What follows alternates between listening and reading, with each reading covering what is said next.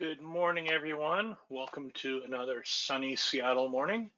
We are here to talk about commercial refrigeration part 2.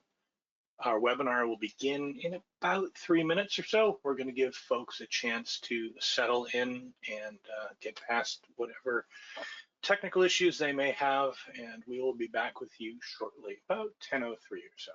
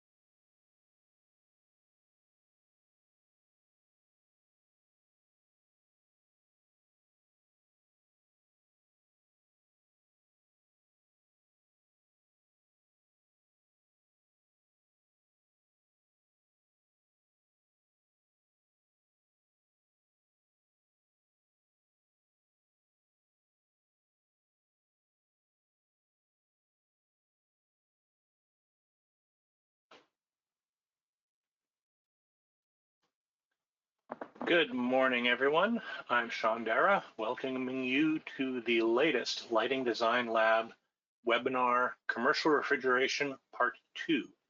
This week presented by Lester Terrance from D&R International and moderated by Diane Rasmussen, also from D&R International. A couple of housekeeping announcements before we get going. As always, we'll all be muted during the presentation. We'd love to be able to have everybody chat back and forth, but it just doesn't work in this kind of format. So when you have questions, and please have questions, please use the questions feature in the control panel. If you look in the interface for GoToWebinar, you'll find that one of the options is questions. Go ahead and populate that with any questions you have. Folks may answer questions sort of in a real-time format, but more likely Lester will pause every few minutes and ask if there are questions, and we'll address them at the time if necessary. There were also some questions from last week that Lester has been good enough to take some time to investigate, and we'll be answering those today as well. There will be a number of online polls in class participation.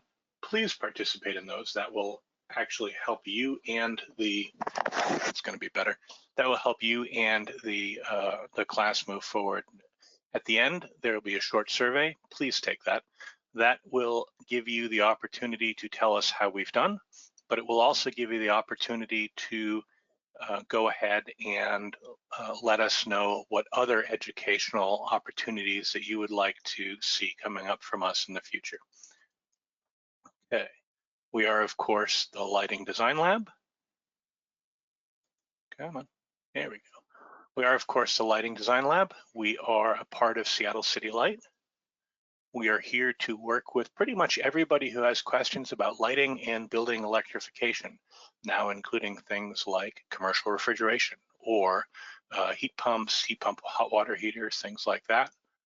We focus on 4 key service areas: education, just like this one, providing tools and resources that you can find at our webpage, lightingdesignlab.com, Technology evaluation and information aggregation.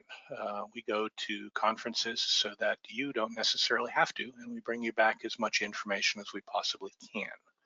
So with all of that said, I am going to now turn it over to Lester and Diane without much further ado. So Lester, take it away. The floor is yours. All right, sounds good. Let me get my screen here.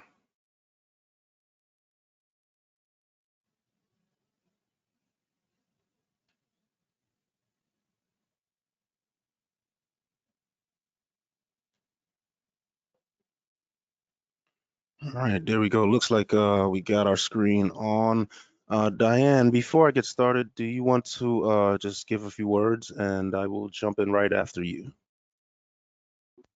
Sure. I just wanted to, again, clarify that if you have questions, use the question tab. I'll be sharing information on the chat for everybody to see, which will include the Slido links or any other links that we want to share that pertain to the slides. Thank you. Sounds good. Thank you, Diane. Do appreciate it. Do want to welcome everyone back to day 2 of commercial refrigeration. I am going to be your instructor today, Lester Terrance, and we will be covering, we will be going back through the topic of commercial refrigeration that we started on Tuesday. Before we get started, I'm just going to give a really brief rundown on my background, and then we will do a brief review and answer some questions from day 1 of our course. So once again, my name is Lester Terrance. I'm an HVAC instructor and instructional designer at DNR International. I have been in the HVAC industry since 2003, where I started my career as a United States Air Force airman with the Air Force. I spent 12 years with the Air Force learning and also working on HVAC applications. When I left the Air Force, I took a position with the Department of State as a contractor, where I worked as a field supervisor and subject matter expert to the Department of State at their embassies and consulates overseas. I am a licensed master HVAC in the Virginia, DMV, DC, Maryland area, and I've been in the industry for roughly 19 going on 20 years. Today we will be using Slido for some of the activity sessions, as we did use on Tuesday. And in order to take part in Slido, you can go to slido.com and enter the event code REFER, short for refrigeration, on the request screen, and it should allow you to participate in our activity sessions. Slido is free, does not store your personal information, and we just use it for the creative interactive question and answer sessions within our presentation. So please join us on slido.com when that opportunity presents itself. And we're going to go ahead and go over our learning objectives once more. Even though we've already covered the first portion of it, we'll go ahead and give a brief review again once we get through this. But our learning objectives here are identified as examining the refrigeration history and cold chain process, which we covered on Tuesday. And from moving on from there, we started to identify refrigeration equipment, which we will continue today. And lastly, examine the refrigeration process and controls options.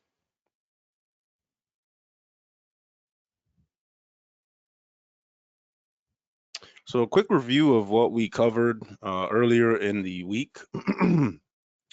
We went ahead and touched on the refrigeration history and how it has evolved through technological advances since its evolution. We also touched on cold chain process and spoke about different produce, which are tracked in lots and batches as they're transported from the farm to consolidation departments, where they're consolidated and packaging is provided. And then we move on to distribution, where we then go and have those different produce and different products pushed out to the areas where it will be sold. So there is a whole process that we tracked a bell pepper from harvesting all the way down to where it is ultimately going to be sold, or even the table that it will be prepared for. We learned that refrigeration trucks carry produce, meat, and dairy from point to point, maintaining its required temperatures, so that way it is the freshest product when it reaches its point for sale. Temperature is carefully maintained during transportation, storage, and display during the cold chain process. We also identified the farm to table process, which produce, meats, and dairy are often stored where they are produced and transported locally to businesses. So there is often cold storage available at the farm, refrigerated transport to the local restaurants, farmers markets, or to the small storefronts. And temperature is also carefully maintained during transportation and storage before its use. The only difference with the farm to table process and our cold chain process is that the farm to table is just a more quippy way of restaurants and commercial kitchens saying, hey, we source our products locally, and therefore it's more healthy and just fresher than going the cold chain route. And we began to identify refrigeration equipment. We began talking to the types of commercial refrigeration equipment, and we started with food preparation equipment, and will now continue on this section with the retail food merchandise refrigeration equipment. Before we get started, there was 2 questions that we had yesterday. I just want to take a quick opportunity here to kind of address those because we did say we were going to circle back to those. One of those questions was, are there CO2 refrigerators available for consumers? I did a little bit of research with the time that I had, and I was not able to find an actual CO2 refrigerator for consumers in a residential setting. Okay. But there was an individual kind enough to drop a link in the chat, and I did a little bit more investigating. And there is a list, Diane, if we can get that link into the chat area, there is a list there that features units which contain R600A type refrigerant refrigerators. So the thing here that's going on is that in our residential applications, what's going on is we're utilizing R134A refrigerant typically in most residential applications, but slowly we're moving from that to a more to a refrigerant which has a lower GWP, or global warming potential. So R600A, which is isobutane, has been identified as the refrigerant to move forward with. And there are several refrigerators on that list that will show you the energy savings utilizing R600A type refrigerant. So as far as CO2 refrigerators for residential units, not quite, I don't believe, available yet. But you have the next best thing with units containing this R600A type refrigerant, which just has a lower GWP, or global warming potential than the current utilized R134A. Now, there was a second question about the open food top cases, and those open food top cases being closed, instead of using open food top, I think the question was if there are going to be more closed type cases being utilized because of the increased energy usage in our open top food cases. Now, there is another article that I would suggest we take a look at when it deals with this, because due to the advancements, and I want to make this clear, the open top type refrigerators, they have been known to utilize more energy than your closed or reach-in, excuse me, closed or reach-in type refrigerators or display cases, just because it has to maintain that temperature with so much going on around it. But with the advancements that we've had in the last few years in technology, this process or this issue that we could be looking at with energy increases using open top actually is not a big of a problem as we had thought it would. It is, and what's going on is through the advancements in technology, they're able to create compressors and compressor systems that are able to manage the load for these types of systems without increasing the energy usage. So my suggestion is to take a look at that article. It's on energy and grab and go displays, and I think it would be quite interesting. I thought it was a really interesting article that brought more to light about the topic of open top reach-ins and its energy efficiency. So answer to that question there is I believe that the open top type refrigerators today are probably drawing the same level of energy as your reach-ins, just due to the technological advances in the technology.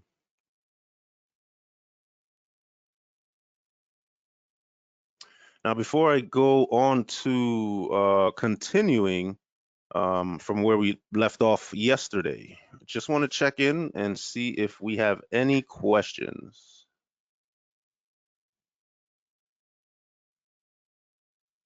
No questions in the queue yet. All right. All right, I think we could move forward. And like Diane stated, if you do have any questions, please feel free to leave those in the chat or question area, and we will get back to those. So yesterday, we touched a bit on commercial kitchen applications, and today we're going to continue on that section by talking about retail food merchandising. And in retail food merchandising, it's important to note that each of the pictured cases have different temperature and humidity requirements.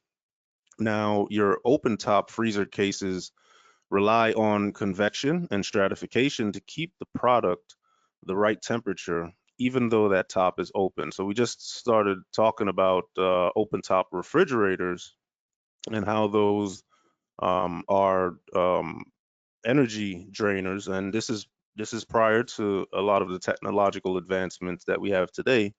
But today we're going to look at open top freezer cases, and you can see open top freezer cases and how it's similar to our refrigerated cases, and we speak to what the process is as far as how those operate, and they operate on convection and stratification to keep that product, whatever we're trying to keep nice and frozen, the right temperature, even though that top is open. Now, directly next door to the open top freezer or frozen food case, we have the seafood display case. And seafood cases use two methods of refrigeration. The temperature is maintained by mechanical refrigeration, and the seafood itself, whether that's lobster or shrimp or fish, it rests on a bed of ice to help maintain the needed humidity levels within the case. So a lot of us that go out to pick up any types of fresh seafood, we notice that this is the types of displays that we're seeing. But now you know exactly why you're having to place the bed of ice, underneath your seafood, and also keep it refrigerated by a mechanical means. And that's that the mechanical refrigeration is what's going to actually keep the interior of that case cool. And the bed of ice is just there to maintain the humidity levels within the case that is important for that seafood product. Now, directly next to that, we have the reach-in refrigerator, which is pictured here, and it's stocked from the back. So the stocker has to go inside the compartment to stock the shelves. Then you have the beverage and mixed use case down to the bottom left. And these are stocked from the front, and they are designed for the doors to remain closed for when a customer selects something. So the doors don't remain open on these cases. They should be closed as much as possible. And these cases are still referred to as reach-in coolers. And then lastly, we have the pastry case and flour case, which are also good examples of the need to maintain precise humidity controls as well as temperature controls for certain types of products. So for your pastry and confection display, and also your floral displays, you want to make sure that your humidity control is well set for the types of plants that you're going to be storing inside that floral display, or the different types of pastries that you're going to be displaying for sale in your display case.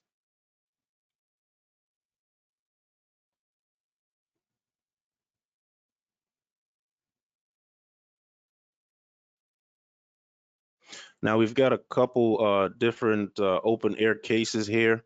We just want to take a look at those and run through those cases and some of the attachments or different components that you could utilize to make those cases operate even more efficiently. We know that open air cases are subjected to two issues, which are stratification and convection. Now, stratification in this particular scenario to the left with our open air curtain island display case is that products on the top shelf will be a lot warmer than the products on the lower shelf. So your product placement is extremely important. If you have products that, depending on the temperature requirements, and each type of product, produce, does have different types of temperature requirements. So being aware of that, you want to be mindful of product placement within your display cases because of the amount of heat load that is dissipated throughout the case. So just like we mentioned here, is that your top shelf will be a lot warmer than the products on the lower shelf. So if you have items that need to be a lot cooler or refrigerated more at lower temperatures, you want to keep those products on the lower half of that display case. And products that can take more heat, you want to push those further up to the top.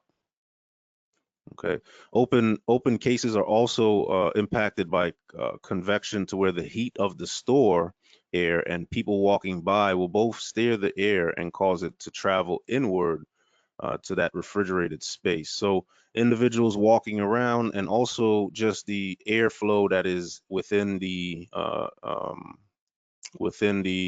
area where the display case is located, will cause that all those different areas of air to travel inward into where your display case's refrigerated space is.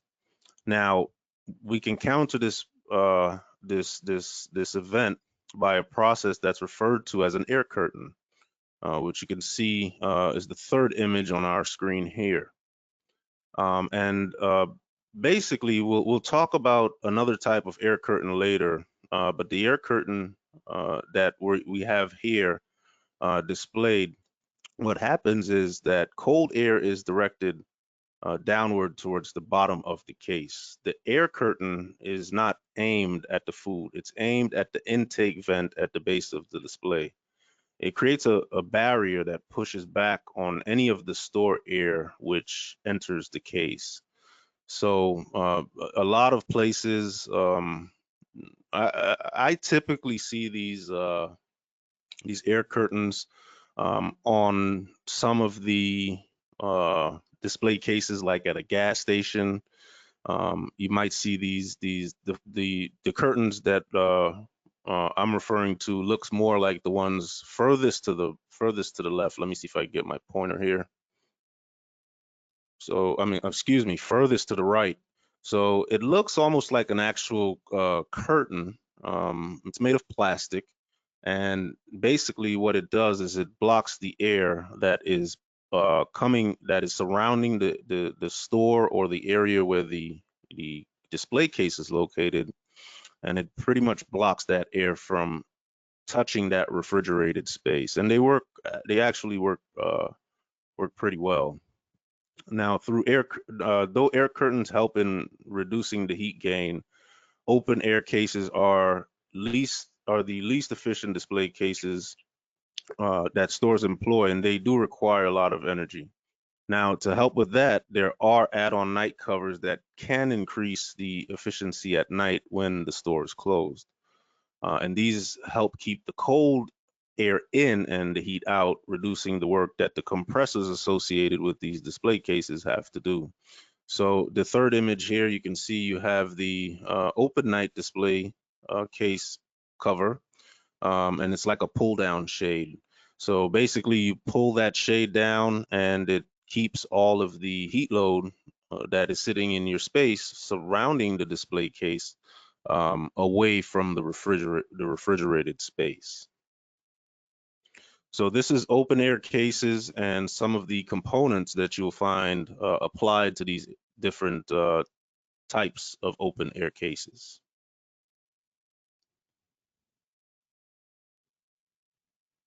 Next, we have commercial food storage, and you can see here that to the left we have a walk-in refrigerator or freezer exterior.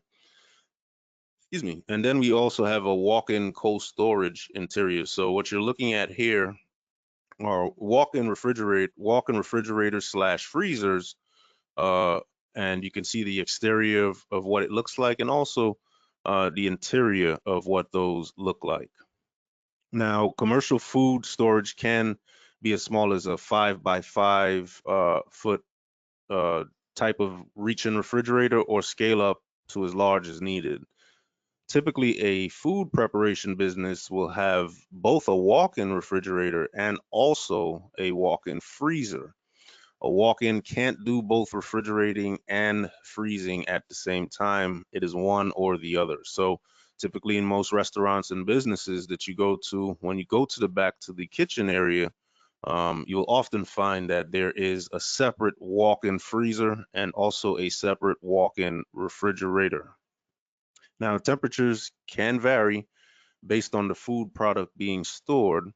And we all know that ice cream has to be stored at below 0, but meats and frozen vegetables can be stored at 0 or slightly above. A quick note is that if you look at the image to the right of the walk-in cold storage interior, you can see the evaporator sitting up there above the shelves. Now, any food products that are closest to that evaporator will be colder than stored closer to the entrance or the door to your walk-in refrigerator or freezer. I do remember when I served in my military career and was doing HVAC operations overseas. We trained a lot for this prior to deploying as an HVAC technician in a deployed zone. Or a war zone. We had to understand some of the different types of equipment that was the military utilized in the field. And there was a unit called the 150 box, and basically it looked just like the freezer or refrigerator that you see to the left. And we deployed with those boxes for two reasons. One of the reasons was for food storage, so that way we had somewhere to keep any of the fresh foods that we were flying in or we were able to get in country. And the other reason for the 150 boxes was for storing bodies at the mortuary. So these types of portable, well, not ours was portable in the military, but I'm sure there are other versions of it available for commercial industries as well. But these are the types of uses that you have for commercial grade or commercial level types of walk-in refrigerators and also freezers.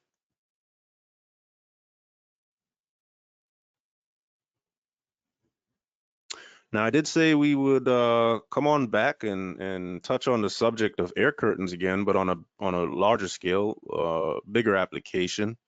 An air curtain, also known as an air door, is a machine that blows a controlled stream of air across an opening to the other side to create an air seal. Some of us have probably experienced this, whether you're going to the grocery store or even a department store somewhere.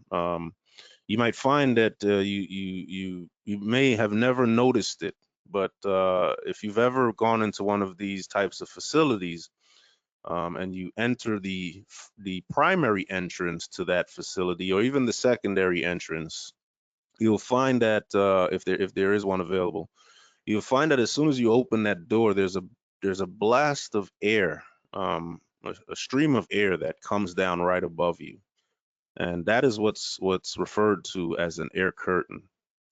An air curtain, also known as an air door, is a machine that blows a controlled stream of air across an opening to the other side to create an air seal. So that's what's happening there. You're creating a seal between the interior of the facility and the exterior where your ambient air is circulating.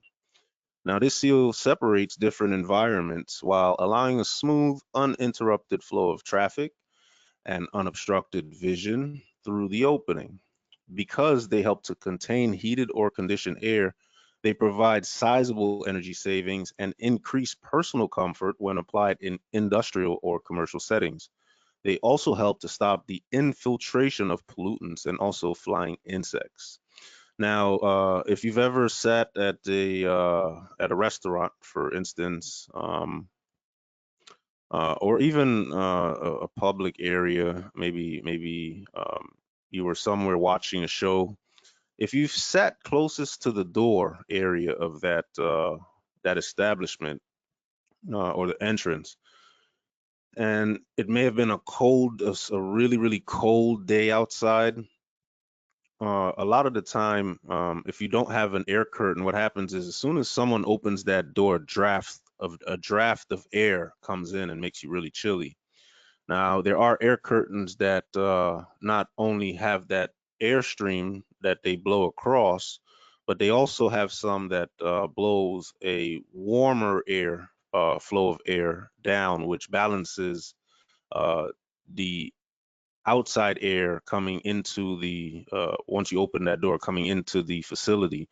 So the individual sitting closest to that door or anywhere near the entrance, as soon as that door is open, they don't feel as much of the cold blast of air coming in from outside due to the air curtain holding a seal, if it's utilized in that heating environment. So you could be on the lookout for those now that you understand a little bit more about the air curtains and what they're responsible for. When it comes to food distribution, food service, or some other industrial processes like pharmaceuticals or cosmetics, it's important to keep heat, humidity, insects, and also small debris out of that process. Warehouses often have vinyl strips covering the dock doors to protect the interior and to allow product and equipment to pass through extremely easily. But sometimes dock curtains aren't enough and an air door is added. The air door may be connected to the refrigeration air conditioning system, or it may be just a forceful stream of air spanning the door. Grocery stores and drive-throughs windows also employ air doors, whether it's conditioned or not. Door and window openings are protected vinyl strip curtains, or sometimes both on that type of setup. Before I move on to industrial equipment, do we have any questions so far on what we've just covered?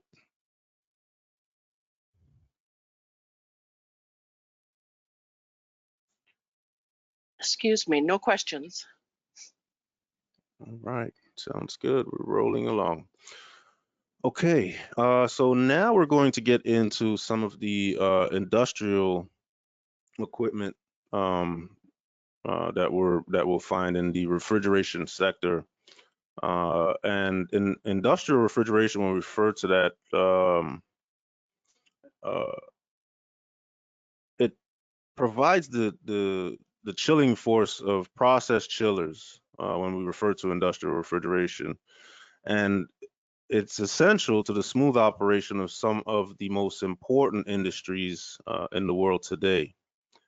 Food processing and cold storage of fresh produce are large markets for industrial refrigeration technologies. The other industries that you will find industrial refrigeration equipment in is industries such as the IT and data center industry. And for the biggest part of my career, that is where I primarily worked and focused. You also have the Rink Solutions industry, so anywhere you may find ice skating rinks, the pharmaceutical industry, and also district cooling.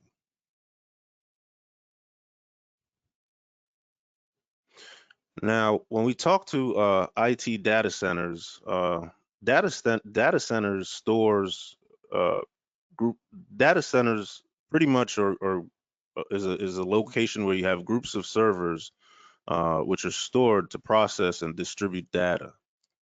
The servers naturally produce heat during the operation, and if that heat is not removed, you will have temperature rises and you will have equipment fail.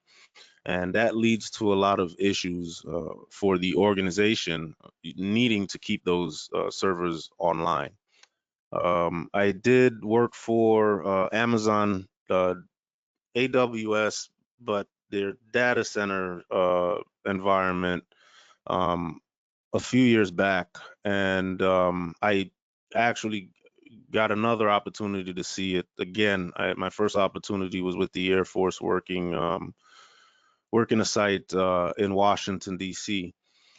And with Amazon, they pretty much were utilizing some of the same services within their data centers. So there was a come up in the technology where chilled water filled racks were introduced in order to cool down server equipment, which is really innovative technology. I mean, some of the equipment that I remember seeing almost 10 years ago, I had no idea that they had the capabilities to create it, but it's here.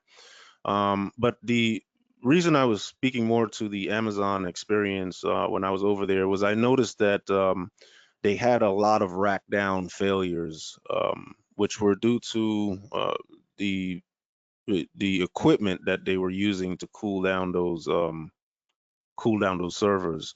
And at Amazon, they weren't utilizing the water cooled racks. They were using some sort of evaporative process. And I just noticed that it was just not as efficient with everything else that they could potentially be doing. But that is one thing that you want to avoid within a data center is high temperature conditions, or even your relative humidity conditions. Your static electricity needs to be severely reduced in those environments, because if you do have any type of static activity, you can fry a lot of equipment really quickly. And that is often seen in your IT and data centers. So to prevent any of these types of problems that you can have, powerful air cooling systems are usually placed in these data centers, dissipating the heat produced and minimizing maintenance operations. These cooling systems are commonly air-based or liquid-based, depending on the exterior conditions, meaning your location and how hot it can get, or the types of ambient conditions. And furthermore, new cooling systems are starting to be more environmentally friendly. And we can see some systems in recent years starting to utilize seawater as a refrigerant. So we do have some great advances in the technology, which continuously what we're trying to do is just be a lot more friendly to our environment and try to keep it here as long as possible. Now we'll jump into Rink Solutions and touch on that a little bit. I know I grew up in New York City, and I actually like to skate. But you do have a system here for Ice Rink Solutions called an indirect system, which is the most common form of refrigeration applied in the recreational ice industry. An industry refrigeration system is one where a primary refrigerant, such as ammonia or a CFC, refrigerates a secondary refrigerant, such as calcium chloride or glycol, within a chiller system. Now, the secondary refrigerant is then pumped to the area requiring cooling, such as the arena floor. There are a few exceptions where the primary refrigerant is directly circulated in the arena floor, and some installations that apply forced air refrigeration may contain these.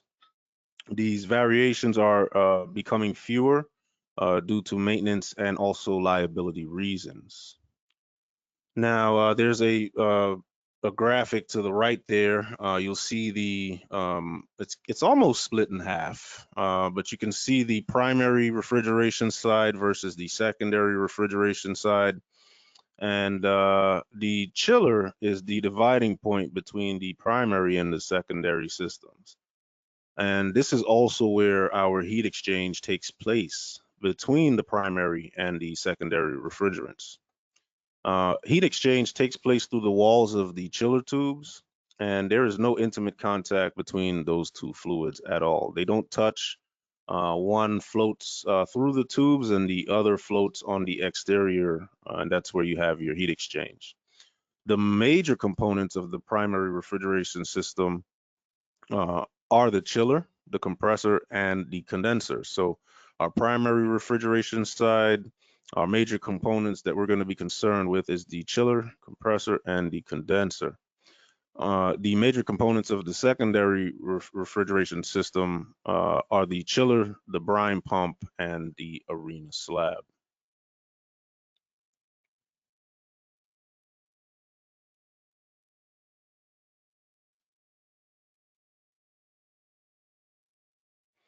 Now we move on to the pharmaceutical industry, somewhere where I am happy to hear that we have refrigeration because with all the vaccinations and vaccines and what we've been going through with the pandemic here in the last few years, it's good to know that we have um, refrigeration applications that support this industry.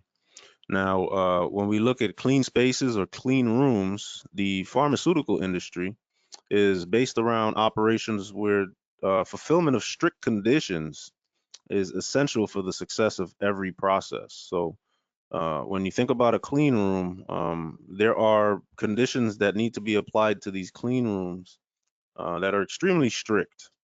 And there's no going around those rules because if you do, you may have errors in the formulation of a product or something even more catastrophic.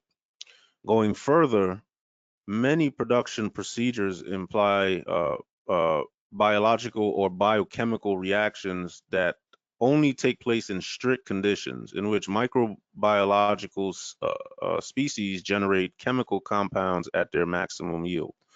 So really all that means is that the conditions where we're working with any type of biological or biochemical products to create something more requires the most the cleanest type of environment in order to create that chemical compound at its maximum yield. So it's a lot of efficiency there if our environment is within requirements.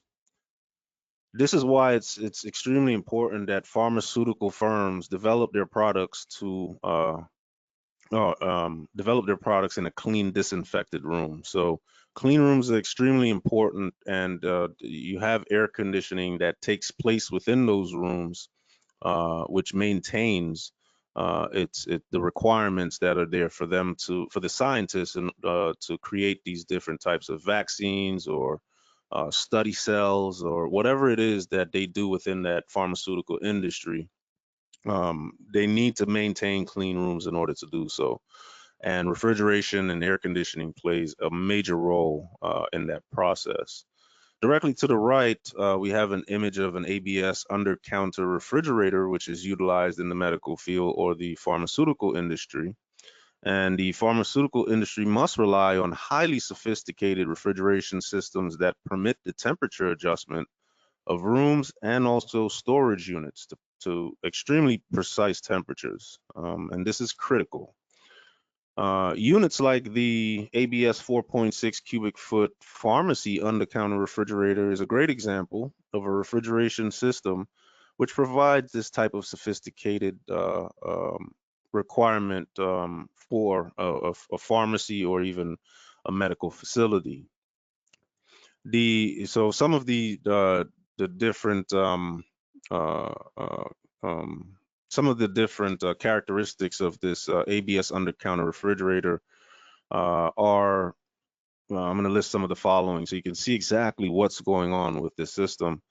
It has the acceptable temperature ranges for vaccine storage between 36 and 46 degrees Fahrenheit in the refrigerator, and -58 to 5 degrees in freezers. One more time, let me give those temperatures again. Acceptable temperature range for vaccine storage in refrigerators are between 36 and 46 degrees Fahrenheit. And when we talk to freezers for that same type of vaccine storage, we're looking at -58 degrees all the way up to about 5 degrees Fahrenheit, which is extremely cold. It also contains a microprocessor, temperature controller, digital temperature displays, audible and visual high and low temperature alarms, very important. You want those alarms on there because if you have just created a fresh batch of vaccines and the temperature is not adequate, you will have just lost whatever it is you're trying to maintain in there. Remote alarm contacts in case you want to set some type of remote communication. And also adjustable operating temperature ranges from 36 to 46 degrees. So you can adjust that temperature range so that way you get it fine-tuned to exactly where you need it to be. So you can see here, even in the pharmaceutical industry, refrigeration plays an extremely large role in the processes that need to happen, so that way we can have the services and also products that these industries create to deliver to us. And lastly, we're going to touch here on electricity production. And electricity generation is often based on the combustion of different fuels.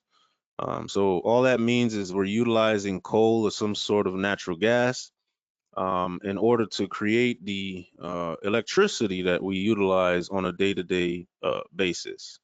Now, to achieve a higher efficiency at these sites where this energy is being generated, the inlet air, meaning the air being drawn in to create the combustion for us to receive this electrical energy generation, must be in a determined condition. So there are required conditions for the intake air that is utilized for combustion in electricity generation. If the temperature of that drawn in or inlet air is too high, meaning it's just extremely too hot, its density decreases. And what you will have at that point is a decline in the electrical production. So if we're unable to satisfy the proper requirements for the combustion process that happens for electricity generation, we're going to have a decrease in electricity production. Now, to avoid this problem, systems like the turbine inlet air cooling system or also the system you can see here, the York Gas Turbine Inlet Air Cooling System, is a system used to cool down these air streams. Other parts of production and distribution systems like electric generators or distribution plants also generate heat when those sites are operating as well. Now, to minimize maintenance operations, refrigeration systems like the York Gas Turbine Inlet Air Cooling System is extremely necessary. This refrigeration equipment is usually based on compression or absorption cycles. And we'll talk about mechanical and absorption process a little bit on, we'll briefly touch on it in our presentation today.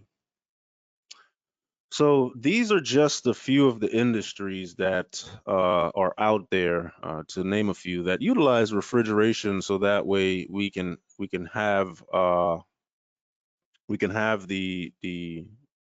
production or the service done with efficiency, and also done creating the most creating the best product possible.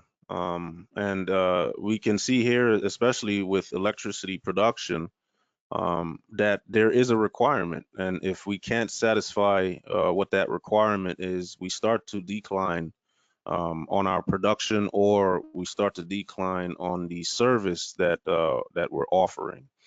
So in order to maintain that, and in order to keep everything going, we have refrigerated processes and applications throughout these different industries that will assist us in allowing these industries to operate as efficiently as possible.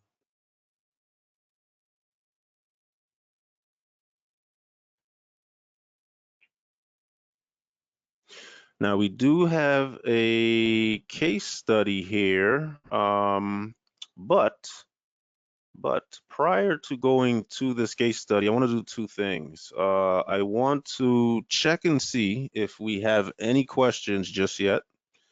And if we do, we'll make an attempt at answering those. But if we don't, what we'll do is we'll take a 10-minute break here. Allow everyone to just get up, stretch, grab some coffee, and then we'll get started again. But prior to doing that, let's check in with Diane. Diane, do we have any questions? No questions. No questions. Okay.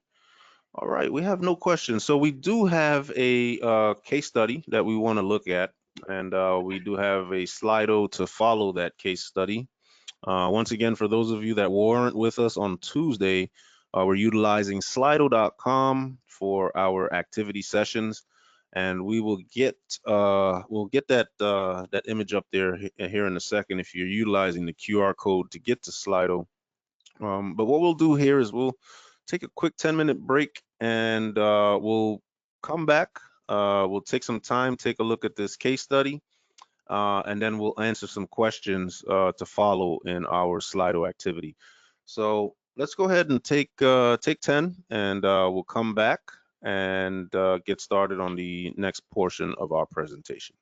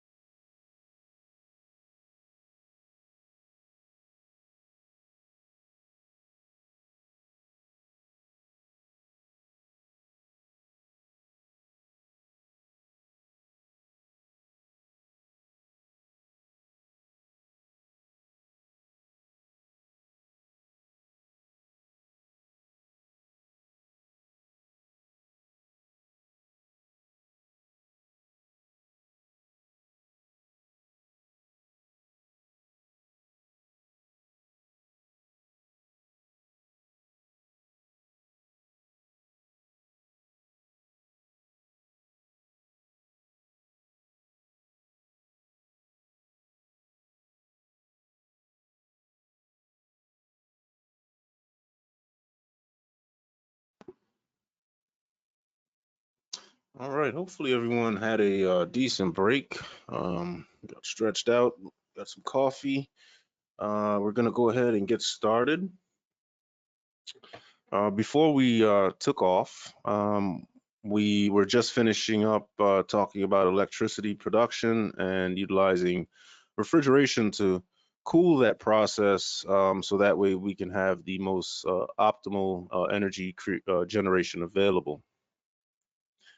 Now we have on screen here, we're looking at a case study, and our goal is to gain an understanding of energy cost savings by retrofitting open refrigerated cases with glass doors. So what our task is right now is to review the article published by the Department of Energy concerning the retrofit of glass door on open refrigerated cases at fresh and easy stores. So what we're going to do is take a look at this and read this case study. And following the case study reading, we have some questions to follow in our Slido activity. So for those of us that were not able to make it on Monday, excuse me, on Tuesday, we have Slido.com as our active poll for activities. And if you look to the top left-hand corner of the screen, you will see a QR code. You can scan this QR code, which will take you directly to Slido.com, where you can go ahead and answer those questions. Once again, Slido.com is free, and we utilize it for our activity sessions. So let's take a look at the case study. Diane has pasted the resource link in the chat area. So if you can take a look at that link, it'll take you to the case study, and from there are some questions to follow. So let's take about not a very long case study, but let's take about 5 to 7 minutes roughly to read that case study. If we need some more time, I think we do have a little bit of time to play with today. But if we need more time, I will gauge that by how much activity we have in the Slido. So let's take some time now to read the article, and we'll come back to see if we have some answers already present in the Slido active poll.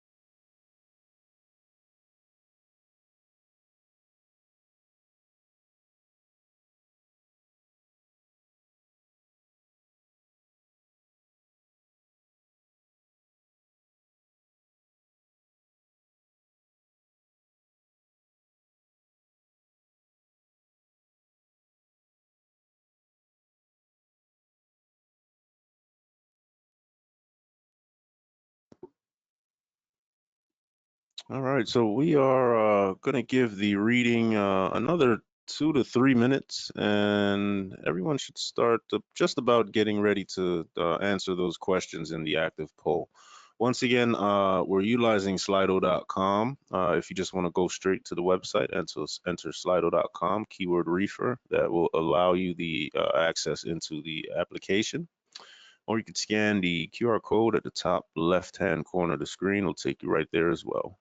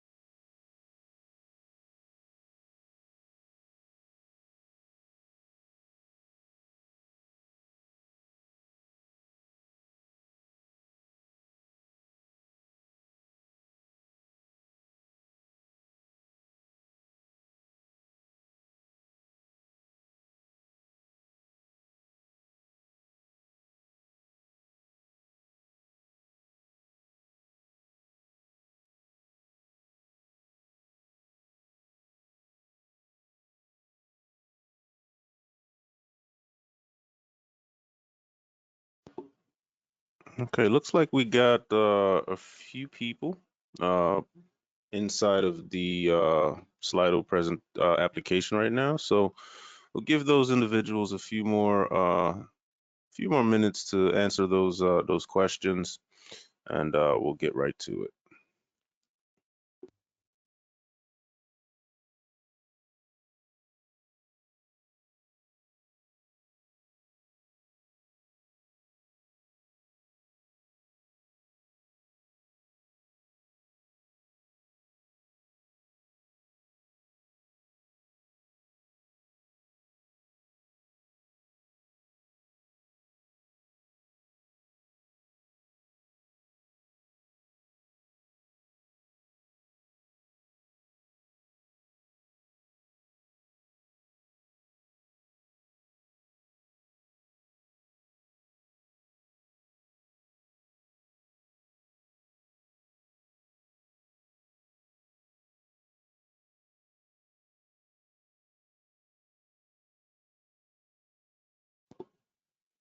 All right, we're gonna go ahead and get started reviewing the case study active poll questions, just for the sake of time purposes.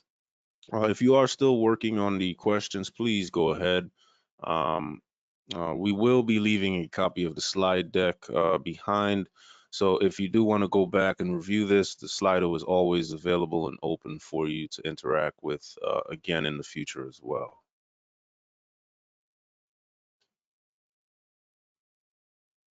So first question here towards the article is, what did you learn about the upgrade retrofit of the refrigerated displays? And we have one answer here. These retrofits reduce operating costs for gas, electricity use, and can have a reasonably short payback period. Retrofitting existing cases is much cheaper than replacing the entire cases with new ones. Absolutely. If you can retrofit not just your when dealing with refrigeration cases, but other components in refrigeration applications, where you don't have to replace the entire module, but maybe smaller components within it to make it more efficient, that's always an option. We have another answer here. Not only can it save money on energy costs, but can also allow companies to further save through rebate programs. Also, it can have the added benefit of increased comfort for customers. And the benefit that you speak of with the rebate program, or offering your local energy companies offering rebate programs are available widely, especially in the state of California. So you want to, if you are a business owner and you own some of these different refrigeration applications, and you are making the necessary upgrades to conserve energy and also save on monthly or yearly bills, you want to find out if your energy provider does have any of these incentive programs that can help you offset any costs that were incurred to making that upgrade to your system.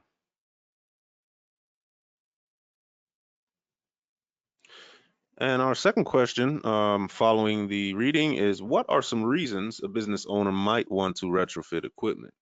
And our first answer here is reducing utility costs, reducing carbon footprint, and reducing food waste by providing a more consistent food storage temperature. Absolutely, all the right points.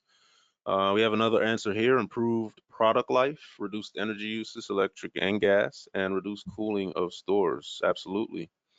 And following that, we have to better align with their values, save money in the long term, and be in accordance with future government regulations. And I think that last statement there, um, the statement about being in accordance with future government regulations, that's coming. So we do have regulations that will be in place when we speak to the refrigeration topic. Especially when dealing with previous refrigerants such as 134A, which is slowly being replaced by R600 in our refrigerator applications. So be on the lookout for that. If you are a contractor, just stay aware of any local codes or ordinances that you do need to follow. So that way you're not getting fined or penalized for not being in accordance with any new regulations that are coming down.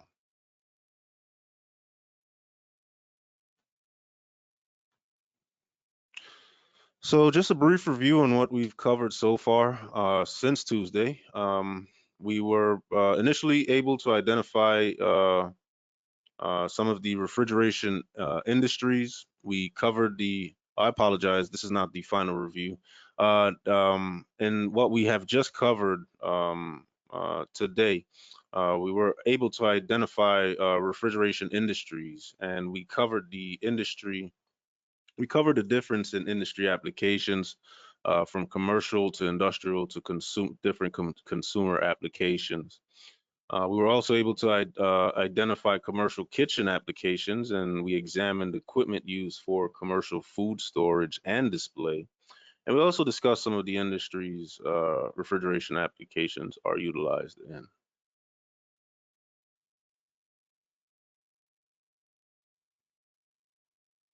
Do we have any questions so far up to this point before we start moving on to the refrigeration process and controls?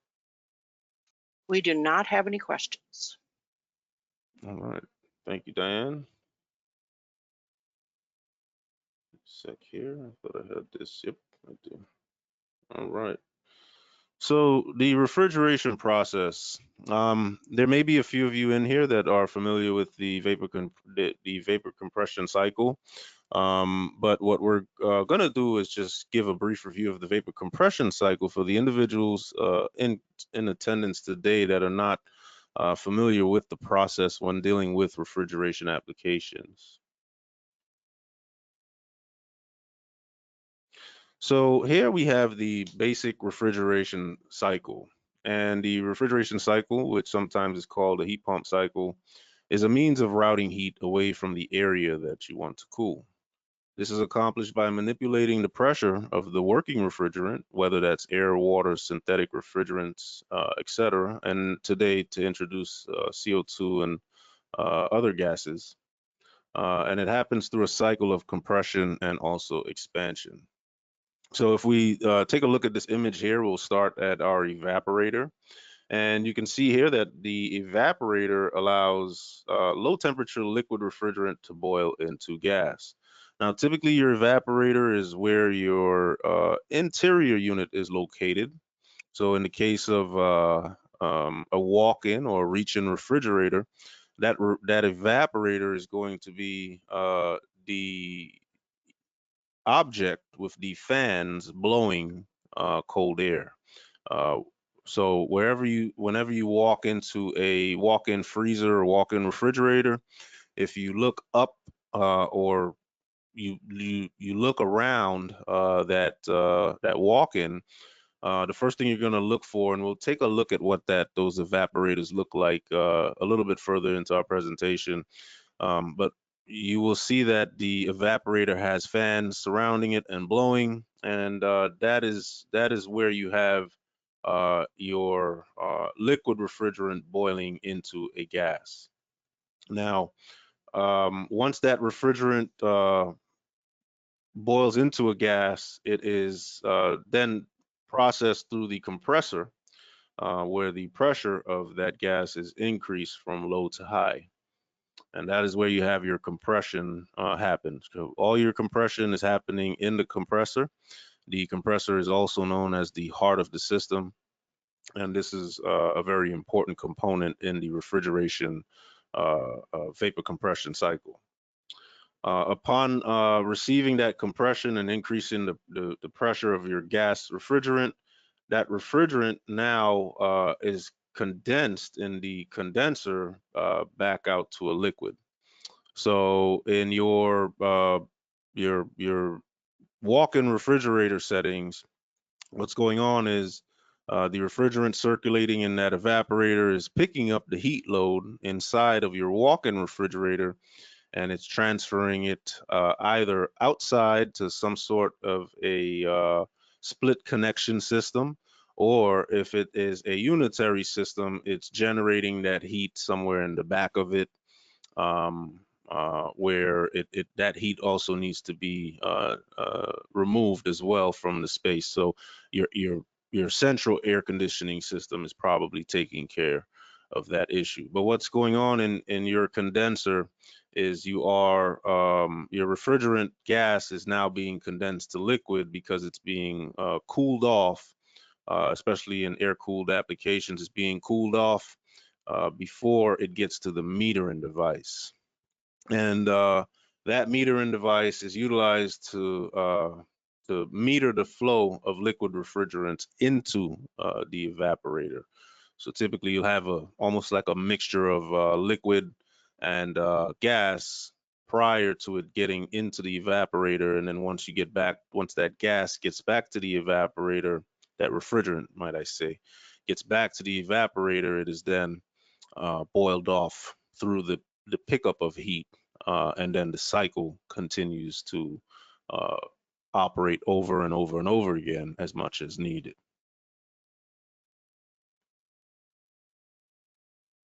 So here we can see an image of the vapor compression cycle to the right, and then you have your refrigerator.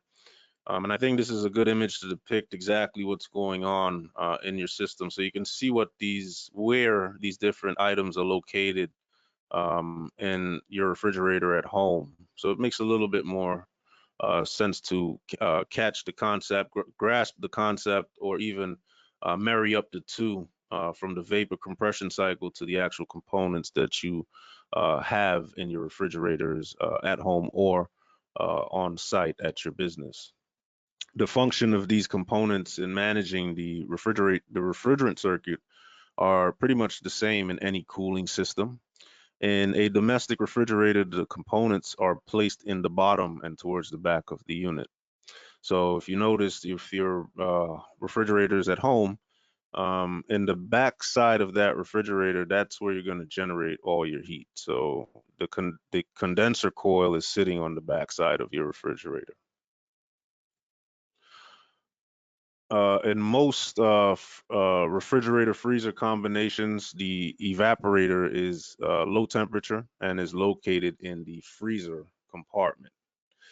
Air is circulated from the freezer compartment and then into the refrigerator.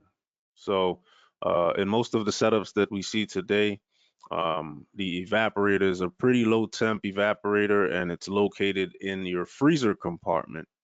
And the air that you are getting into your refrigerator compartment is being moved around from the freezer into the refrigerator compartment. Refrigerator temperature is often controlled by the use of an adjustable baffle or flap. So when you are adjusting your refrigerator temps, you are adjusting, the opening size from the freezer passage. The drawers also tend to have slide openings where you can open or close the opening to increase or decrease air circulation, which helps maintain humidity for things like produce. So some of the pull-out drawers that you have in your refrigerator on the very bottom may have these flaps that you can open or close. And that is a great way of increasing or decreasing air circulation, which helps maintain and control humidity for produce.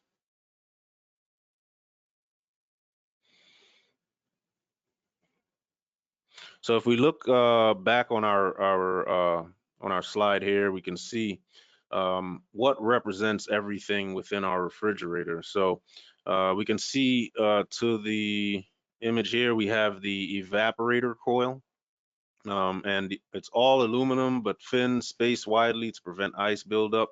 So you have an aluminum evaporator coil here, and then directly below it, you can see the condenser, which is all steel. And this prevents it prevents damage and also making it easier to clean.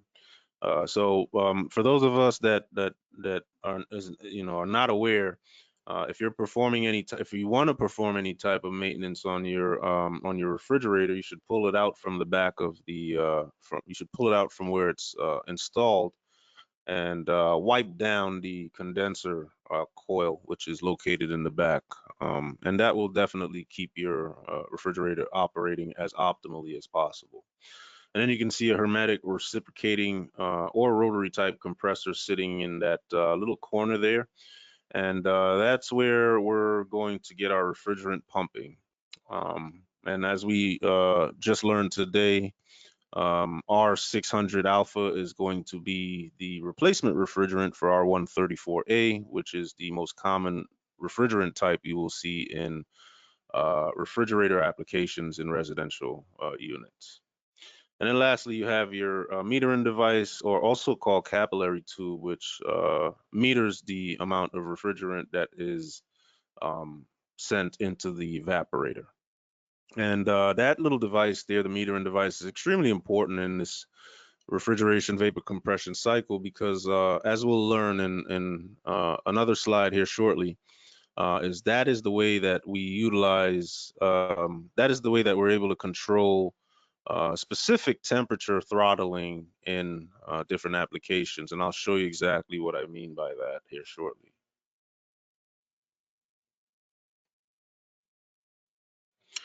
So here we have refrigeration glycol chiller systems. So we're going to touch on this really quickly because it is important for the topic. Now, chillers are capable of very low temperature refrigeration. And this type of chiller application can maintain the temperatures of an ice skating rink, where there is not only the heat load of just the ice, but the added load of people, maintenance machines, and the ambient air around that space. So you have a lot of variables there. Chillers that do this type of work often utilize a glycol solution to deliver sub-freezing liquid to the process, such as the ice surface. Now, as you can see here on your screen, there are two types of glycol chillers. You have ethylene glycol and you have propylene glycol. We'll start to the left and talk to ethylene glycol just for a few. Ethylene glycol is an antifreeze used in industrial cooling units to protect against freezing and also as a rust inhibitor. The percentage of ethylene glycol used in a glycol and water mixture is determined by the lowest outdoor ambient temperature and the temperature of the application loop. Ethylene glycol chillers are used for industrial applications because of its high flash point of 240 degrees Fahrenheit. Due to its toxicity, ethylene glycol is not approved for food processing.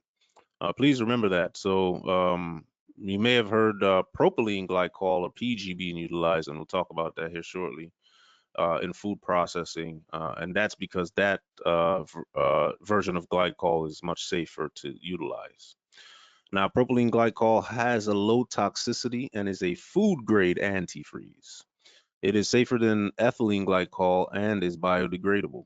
Propylene chillers are used in the food industry or refrigeration systems where people may come in contact with it. Though propylene is a synthetic liquid, it is easily absorbed by water.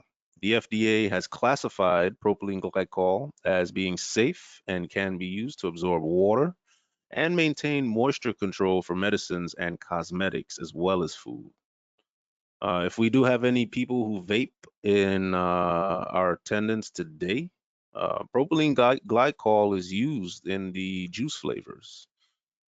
Today you have a lot more vegetable glycerin, which is a much safer additive, which is being used in this whole vaping product. So just a quick a note there that PG or propylene glycol is the food grade type of glycol solution that you will utilize if you're needing a glycol solution around food-based applications. Now, we mentioned absorption refrigeration because in working with the industry, you may hear the term or encounter the technology in the field. Absorption chilling used to be the forerunner to mechanical refrigeration, and it has some undeniable benefits. But the process is pretty complex and sometimes messy. If the refrigeration choice is ammonia, there's also concerns of toxicity and also flammability. However, the push for natural refrigerants with lower or no GWP or global warming potential is having the industry take another look at absorption refrigeration. Most refrigeration systems are mechanical by design, which means they employ the vapor compression cycle we just went over and have the four basic components, which are the compressor, condenser, metering device, and also the evaporator. But when it comes to the industrial processing of either food, machinery, extruded products, or large cold storage, absorption systems come into play. An absorption system stands apart because it doesn't use a compressor to cause phase change. So you notice here, I've got that square that popped up on the mechanical chiller side. And the reason why I put that up there is because this is where the compressor is located on a mechanical chiller. This is a Carrier Aqua Edge chiller. And this is where the blue square you can see here is highlighting. It's showing the compressor for that system. Now, the biggest difference between your absorption chiller and your mechanical chiller is that your absorption chiller has no compressor. Okay.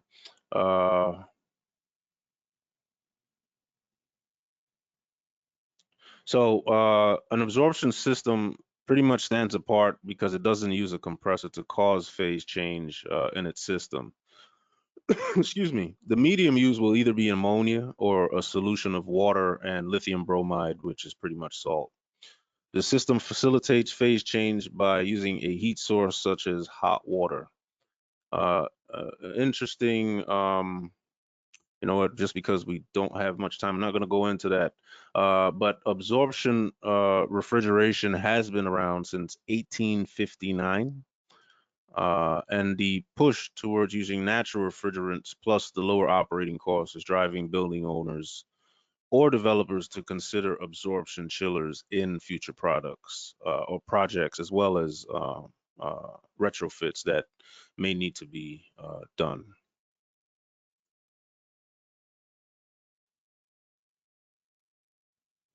So in this slide here, we have self-contained units versus split system units. And we're just going to talk to those systems here really quickly. So our self-contained units, the equipment we see here are all self-contained, which means all of the components that you will find, meaning the compressor, the evaporator, condenser, and metering device, are enclosed within the unit. This makes them more plug and play friendly, and they can be moved around as needed for maintenance and also cleaning. The disadvantage to these types of units is the noise that's generated by the compressor motor, but also the heat absorbed from the product inside is rejected into the ambient air of the kitchen of the store, surrounding air of the kitchen of the store. So what this does is it places a greater load on the comfort cooling system, which maintains the temperature and humidity of that space. So in a commercial kitchen, not only are the cooks dealing with the heat of open flames, hot water, steam, heating elements, and direct ventilation to the outside, but they are also dealing with the heat that is rejected from the refrigerators in themselves. So as you can imagine, the heat load calculation is not typical, and many load factors have to be considered when you are deciding upon what type of system to place within your commercial kitchen or whatever type of kitchen that will be having that much of an impact. And then you have your split systems, also known as remote systems, where the compressor and condensing unit are placed elsewhere, such as on a rooftop or on a secured rack behind the building. The compressor and condenser may or may not be located next to each other. This largely depends on the size of the equipment and the amount of heat that is being moved, as well as space constraints and the availability of a mechanical room. Now, with smaller loads, a smaller compressor condensing unit can be applied and might even be located on top of the walk-in, but most often it will be located in a mechanical room or on the roof. These constraints are maximum length of the line set recommended by the manufacturer. The evaporator and metering device are always located inside of the cooler box, but also consider if the small unit pictured above is installed on top of the walk-in, noise could also be a nuisance. So as far as I've seen both types of these systems, and it's all it's all dependent upon your space requirements or space settings, and also to include what type of heat load calculation has been performed by an engineer in order to find out exactly what's required in that space that'll keep it extremely efficient. And then we have rack systems. So rack systems, we'll touch on here. These would be considered remote systems, and they use a row of compressors in a rack configuration to provide stage cooling to different cases which require different types of settings. In this situation, the temperature requirement of the cases featured are within a range, and the variations can be controlled by the metering device in each case to achieve the needed temperature. Now, it's important to note that when new products are placed in a case, the system is considered to be in a hot pull down. Once the desired temperature of the product is achieved, the system is considered to be in a steady state.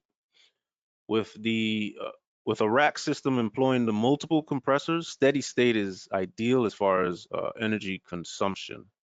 For example, when the store has closed and the doors and covers remain closed, it's possible that only one compressor cycles on to maintain temperatures, as small amounts of heat are gained in the case by conduction through the doors and sides. If the compressors are in different capacity, the smallest one may be able to handle the load. And there is a pretty cool article I picked up yesterday as well on these parallel compressor racks.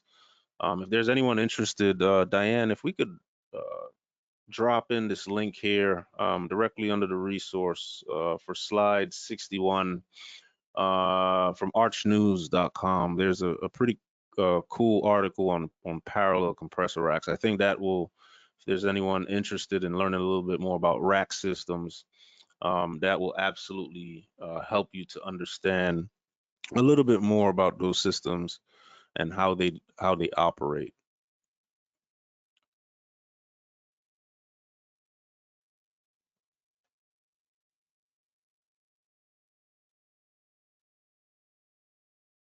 And lastly, we have two-stage refrigeration systems. Two-stage refrigeration systems are all about managing phase change in a single refrigerant. So we know we have to achieve very low temperatures in the freezer cabinet, but we also need to be able to reject the heat to the outdoor ambient air, which might be quite warm. A single compressor might not be able to manage that, so we implement a two-stage system. The refrigerant vapor entering the first compressor is very cold, and there's no way that the compressor can increase the pressure high enough to reject that heat into the outside air. So a second stage of compression is required in order to increase that pressure. Now, if one compressor can achieve the needed temperature difference from very cold to high outdoor ambient temperatures, then a second compressor may be added to the design to give the system the needed lift. And when we talk to lift, this is the work that the compressor does, and it's always referred to as lift. So two-stage systems, they have dual-stage compressors or two compressors, and the second compressor is used as a way to create more compression to that refrigerant medium, so that way it can achieve exactly what it is designed to do within that application.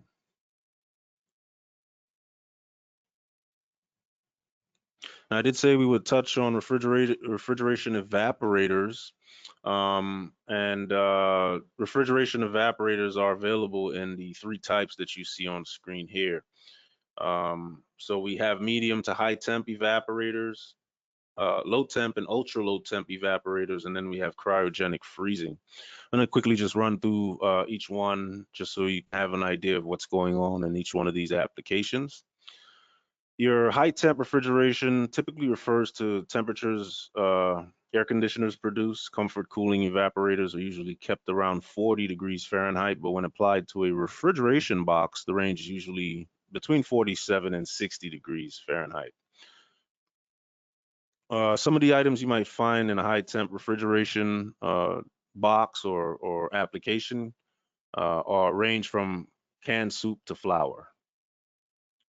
In your medium temp refrigeration evaporative systems, refrigeration temperatures are typically in the range of 28 to 40 degrees and can include meats, dairy produce, and even flours.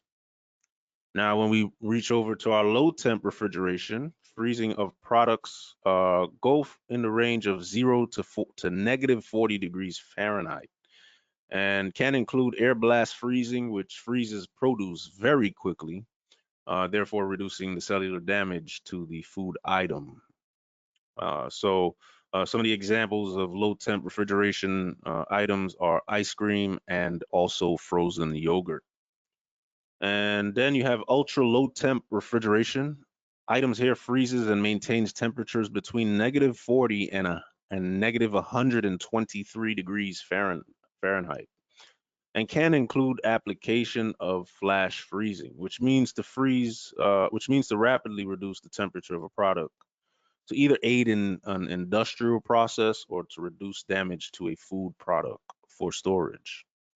And then lastly, we have cryogenic freezing, where you have temperatures below negative 238 degrees. Cryogenic processes are used in industrial applications, biomedical surgery, food storage, special effects, spice industry, and even cooling superconductors.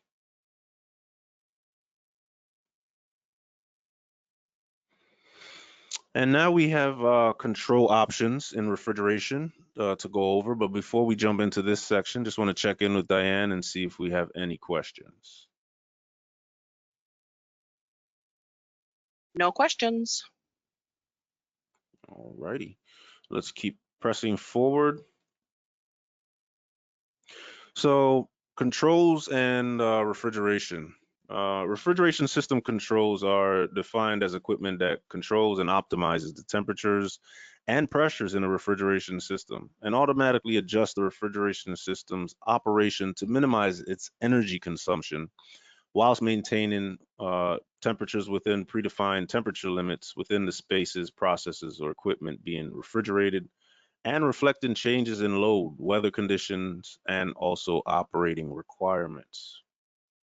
So here on the screen, we can see we have some components from Carel, who is a control system manufacturer. And these temperature displays are great for displaying temperatures within a display cabinet in your grocery store or wherever you need to have that temperature displayed for the item being showcased. And also Carel also makes refrigeration controllers for refrigeration applications where you can utilize these to actually control those temperatures ranging from temperature to humidity on those systems. Now, there are, when we talk to grocery store control systems, there are a few systems available that are designed to monitor grocery store refrigerated cases specifically. Pen control systems is one of those applications. It allows monitoring and control of set points from a main display. Remote monitoring is also available. Pen control systems is one of the several designed systems specifically used to monitor temperature and humidity of grocery store refrigerated cases. The System 450 is a family of modular digital electronic controls which are easy to assemble and set up for reliable temperature, pressure, and humidity controls for a wide variety of HVAC, commercial process, and industrial process applications. So here we've got the System 450 model controller, and you also have the option with this system of utilizing remote monitoring capabilities.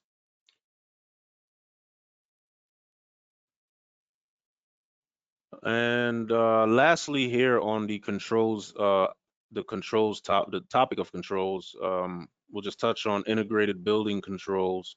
And we have here BMS and EMS systems.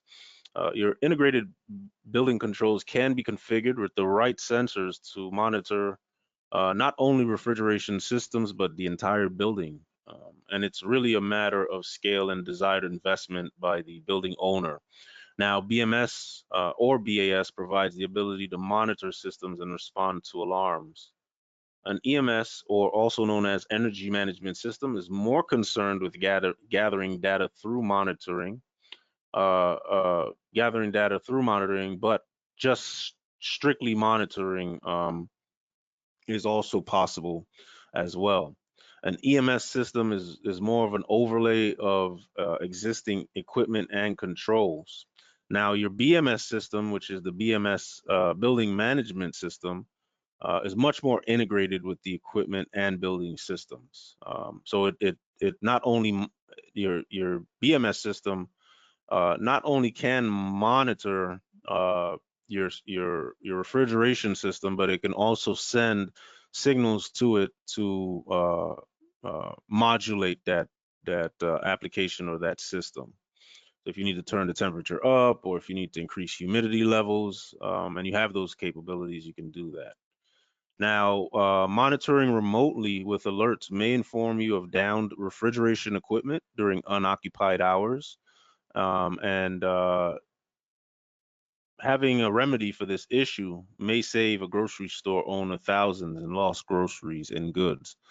So this may be a consideration for a lot of maybe smaller grocery stores that have an issue with equipment going offline and losing out on all of that produce and groceries due to it going bad because the refrigeration system has shut down. So controls plays an intricate role in alerting these stores about what's happening with their system. So real brief review here. On our last section, we examined the refrigeration process and controls. And in doing so, we reviewed the refrigeration vapor compression cycle. We examined glycol chiller systems and talked about ethylene versus propylene glycol applications. We spoke to mechanical versus absorption refrigeration and the types of refrigeration systems to include any control options that are available today in the refrigeration topic and application. Now, this will conclude our Day 2 presentation on commercial refrigeration. I want to thank you all for joining us today and everyone who participated in the Slido application. We had a great time putting on this presentation for you today and hope you can take something away with it. We will hang out here for a bit longer if there are any questions, but this ends our broadcast and I would like to turn it back over.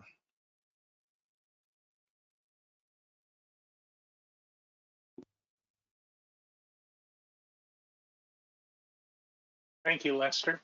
Thank you, Lester and Diane, both for a terrific presentation, terrific part 2. One thing that I do want to emphasize for you guys, if you were not in the class a couple weeks ago, Lester was just talking about the differences between BMS and EMS.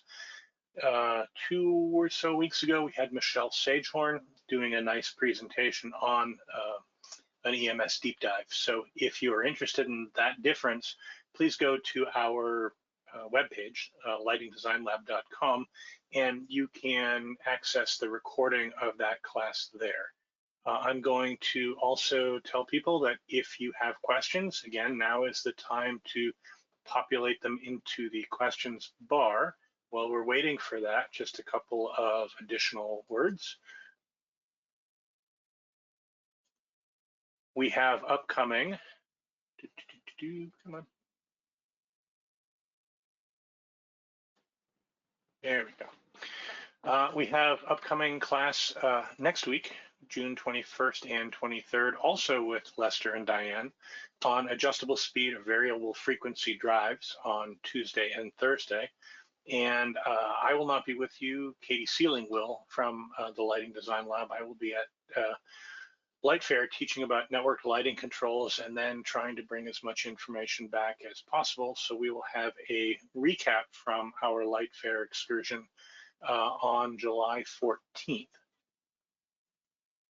If you have any questions about this class or any other class, please go ahead and ping me at sean.dara@seattle.gov or Lighting Design Lab at seattle.gov. Of course, this class and others are brought to you by the Lighting Design Lab and Seattle City Light. And please don't forget to take the online survey when you exit the webinar. It's really, really, really helpful for us to understand how we can best serve you in the future. So any other questions? I am not seeing any questions in the chat bar. So I think Lester or Diane, would you like a final word? I was just to say that Michelle Sagehorn, that's a really good class, and she does a great presentation on the BAS, BMS applications. So if you do get a chance to touch base with that recording, I would suggest it. It gives a lot more insight into the world of controls and how those controls communicate to the HVAC applications and equipment. Terrific. I agree. It was a very good class, and I strongly recommend that folks, particularly folks who are interested in the energy sector, go ahead and take that. Doing that again, I apologize. I popped my mic away. So last chance, folks. Questions, questions, questions. All right, good enough. Once again, Diane and Lester, thank you very much. And we will see everybody next Tuesday at same time, same place, 10 a.m. Have yourselves a great afternoon. Sounds good. You as well.